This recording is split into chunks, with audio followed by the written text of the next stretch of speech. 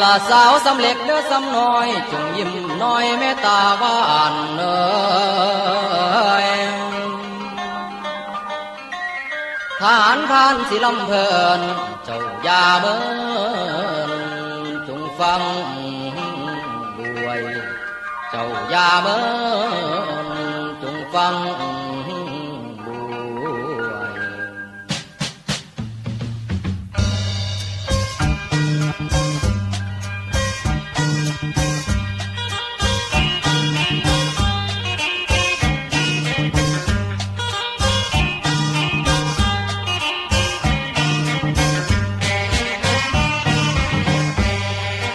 โอ้ยน้อนางฟังบทบรรทหารผ่านกาเสียงเงินเดือนเดี๋ยวเลี้ยงก็พอได้ใจยินหากที่สิ้นก็ถือว่าเป็นพี่ทหารผ่านยิ่งดีเพื่อปัตตพีดันกับชาวบ้านทหารผ่านแห่งเดียวกับสัตว์กูกันเดียวกับผมเหนียวขันบ่ย้อนยานตานต่อขอตายเพื่อให้ไทยดำรงอยู่ยงคงไว้อดทนได้สายสั้นอย่างพี่หน้าที่ไอ้บ่ทิ้งทำได้อย่างดีแถวพื้นที่ที่มีหมู่ทหารผ่านความสงบสุขสันต์มีตัวกัดนอแล้ว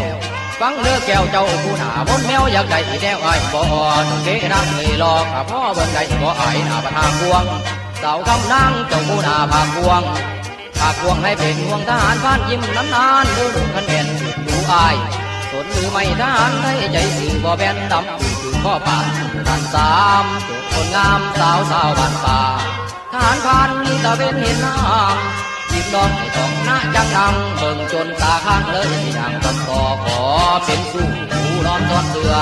ขอเป็นสู้มีผู้นอนซ้อนเสือจงเอื้อเพื่อแน่ลาแน่หน้าแถววอนเอาที่หลอด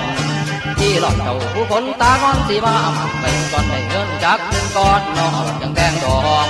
ไอ้มองนี่จุดน้องสะเทือนงามเหลือเกินถูกใจทหารผ่านเทวาหรือฟ้าดินบันดาล